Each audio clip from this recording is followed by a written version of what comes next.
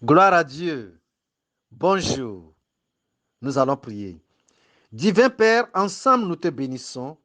Nous te louons, te magnifions, t'élevons et t'adorons et t'exaltons pour tout ton chérissement dont nous sommes toujours l'objet. Nous ne pouvons pas assez parler de ton amour pour nous.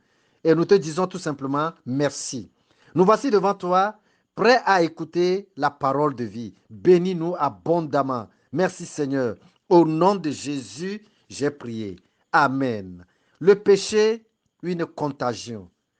Dans le contexte biblique, la lèpre et le lépreux ne sont pas admis dans la société, n'est-ce pas? Pourquoi? Parce que la lèpre est dangereusement contagieuse. Elle est mortellement contagieuse.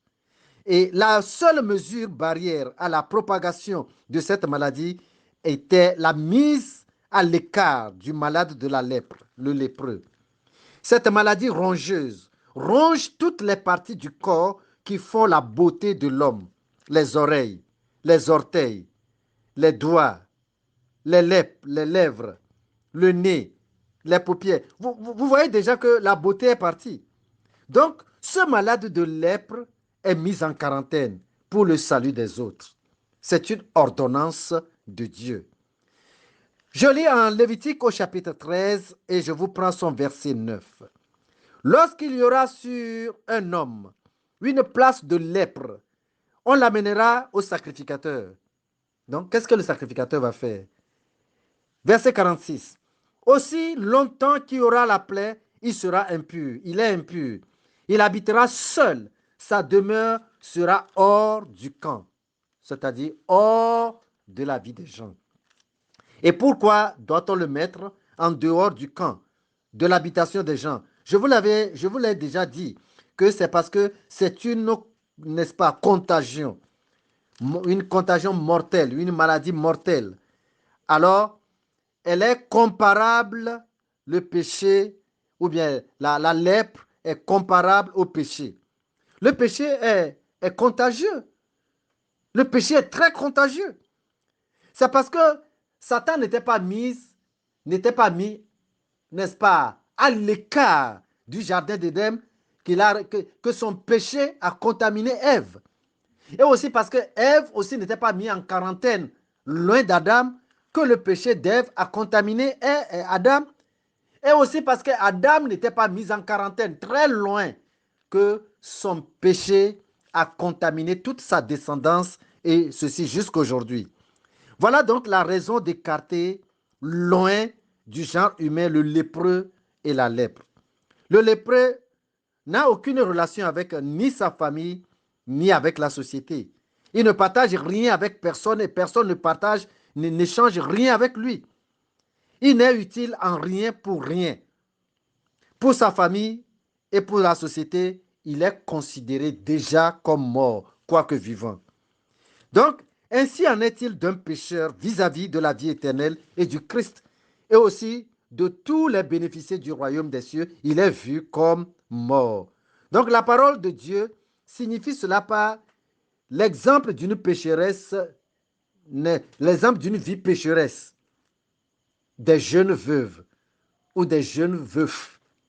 En 1 Timothée au chapitre 5, nous lisons ensemble le verset 6. Suivez-moi tout simplement, écoutez la lecture. 1 Timothée chapitre 5, verset 6. Mais celle qui vit dans les plaisirs, c'est-à-dire dans le désordre, dans le péché, est morte, quoique vivante. C'est la parole de Dieu. Ouais. La sainte veuve, elle a les soins favorables de Dieu. Mais la veuve ou bien le veuf qui vit dans le péché est considéré par Dieu comme déjà mort, quoique vivant.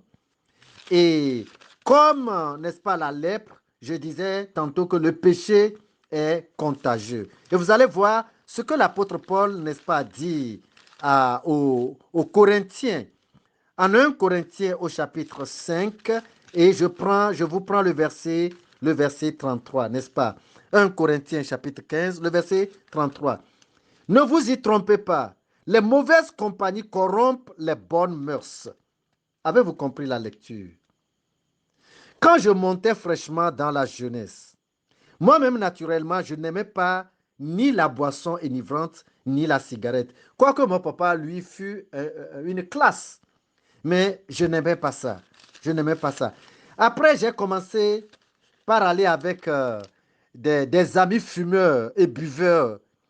Et c'est comme cela que la cigarette, n'est-ce pas, avait commencé par rentrer dans ma bouche, ainsi que la boisson enivrante. Heureusement, le Seigneur m'a capturé si vite que cela n'a pas fait long feu en moi. Amen.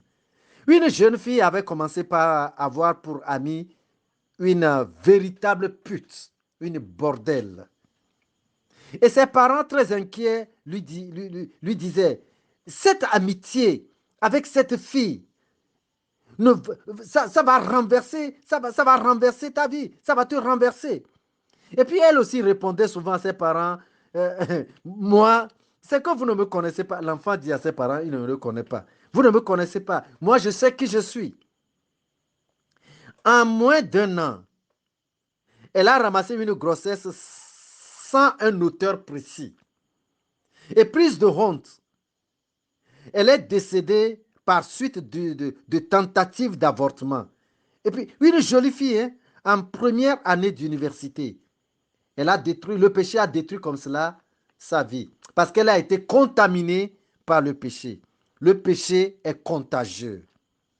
Si votre ami serré aime visiter que les charlatans, inévitablement, vous visiterez le charlatan et vous prendrez goût pour vous retrouver, n'est-ce pas, dans un gouffre nuisible à votre vie.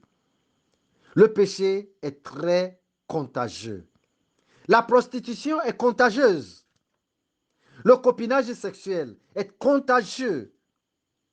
La délinquance, la drogue, le gangstérisme, tout ça là, c'est contagieux. C'est très contagieux. C'est très dangereux de faire la compagnie avec le péché et, n'est-ce pas, et les pécheurs. Et vous allez voir comment toujours l'apôtre Paul parle aussi aux Philippiens. Avant, il avait parlé à l'église de Corinthe et maintenant il s'adresse à l'église de Philippe en Philippiens chapitre 3, verset 2. Philippiens chapitre 3, le verset 2. Prenez garde aux chiens, c'est-à-dire aux abominables, aux pécheurs. Prenez garde aux chiens, prenez garde aux mauvais ouvriers, prenez garde aux faux circoncis. Ça, c'est les faux chrétiens. Et la Bible connaît les conséquences de faire route intimement avec les gens de mauvaise vie. Et c'est pour cela que la parole de Dieu, n'est-ce pas, avertit les fils du royaume. Vous devez mettre le péché et le pécheur en quarantaine, c'est-à-dire à l'écart de votre vie, bien à l'écart de votre relation spirituelle. Regardez avec moi ce que Paul, l'apôtre Paul, sous l'inspiration du Saint-Esprit, ordonne. Aux Corinthiens, nous retournons. En 2 Corinthiens chapitre, en 2 Corinthiens chapitre 6, avant il avait parlé plutôt à Timothée, et maintenant en 2 Corinthiens chapitre 6 au verset 14 et le verset 15, il dit, ne vous mettez pas avec les infidèles sous un joug étranger, car quel rapport y a-t-il entre la justice et l'iniquité? Ou qu'y a-t-il de commun entre la lumière et les ténèbres? Verset 15. Quel accord y a-t-il entre Christ et Bélial? Bélial, c'est le démon, c'est le vaudou, c'est Satan. Quel accord y a-t-il entre Christ et Bélial? Ou quelle part a le fidèle avec l'infidèle? Verset 17. Verset 17. C'est pourquoi, sortez du milieu d'eux et séparez-vous, dit le Seigneur. Ne touchez pas à ce qui est impur et je vous accueillerai. Gloire à Dieu. Dieu veut que nous lui soyons conservés purs. Et le moyen pour arriver à cette conservation, n'est-ce pas, pour Dieu, c'est d'éviter les compagnons mondains. C'est d'éviter les relations étroitement serrées avec les pécheurs. C'est ça, c'est ce que Paul, serviteur de Dieu, du Dieu vivant, c'est là ce qu'il recommande. C'est là ce qu'il dit. Et est-ce que cette recommandation, Dieu est-il d'avis? Dieu est-il d'accord? Apocalypse maintenant chapitre 18 et le verset 4. Apocalypse chapitre 18, allons-y vite, et le verset 4.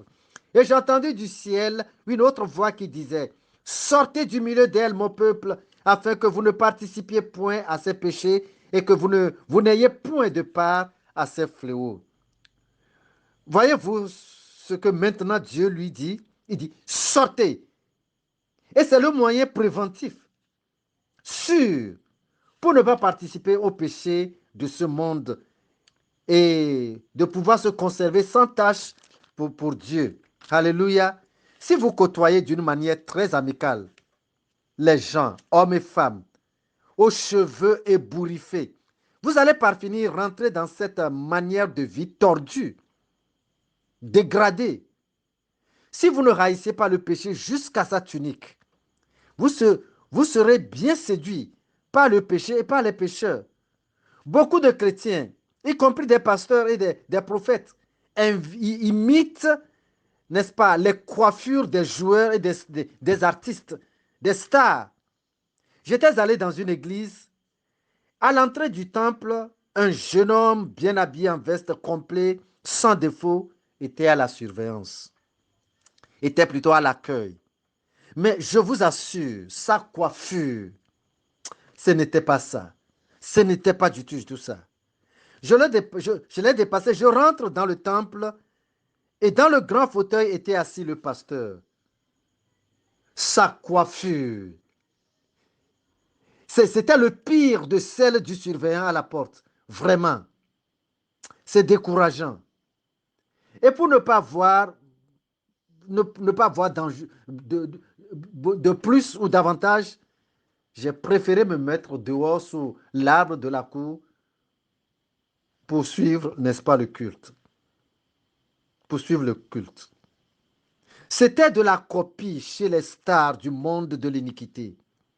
Voilà pourquoi je dis que le péché se contamine. Si vous l'approchez, si vous le côtoyez, il va vous contaminer. Et aux yeux de Dieu, vous êtes mort quoique vivant. Gloire à Dieu.